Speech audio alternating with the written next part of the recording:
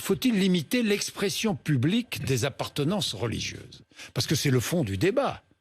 Non. C'est l'un, non? La laïcité, ce n'est pas ça. C'est la possibilité d'exercer sa religion Oui. ou son athéisme. Oui. C'est-à-dire que voilà. Et pourquoi, puisqu'on peut manifester dans la rue ses opinions, pourquoi ne pourrions pas manifester notre foi? Tout simplement, des processions, c'est des processions pacifiques. Donc je ne vois pas pourquoi on nous empêcherait de faire des expressions publiques. Ça ne gêne personne. Nous n'attaquons personne, nous n'insultons personne.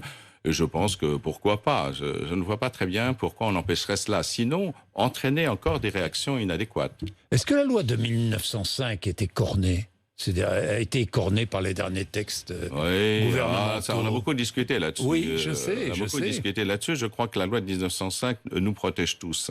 Oui. Elle nous protège tous et tout le monde est pour cette loi de 1905, surtout qu'elle a été revue en 1907 et puis que des amendements ont été faits pour que justement la vie en société soit possible entre tous.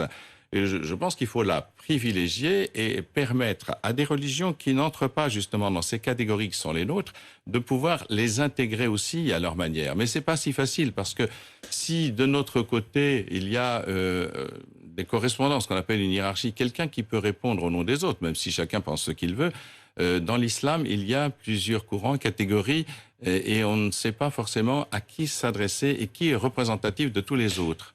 C'est la raison pour laquelle vous avez dit que les musulmans ne pouvaient pas parfois comprendre la notion de laïcité?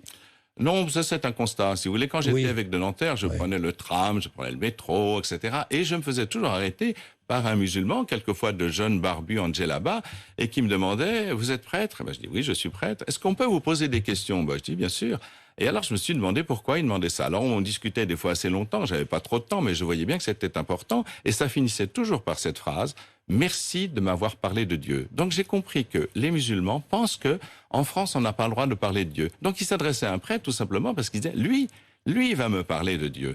Et je l'ai bien vu encore la semaine dernière dans le taxi, et ils se sont mis à parler de Dieu parce qu'ils croient que, et c'est à tort bien sûr, mais ils croient qu'en France la laïcité ça veut dire on n'a pas le droit de parler de Dieu. Dans le débat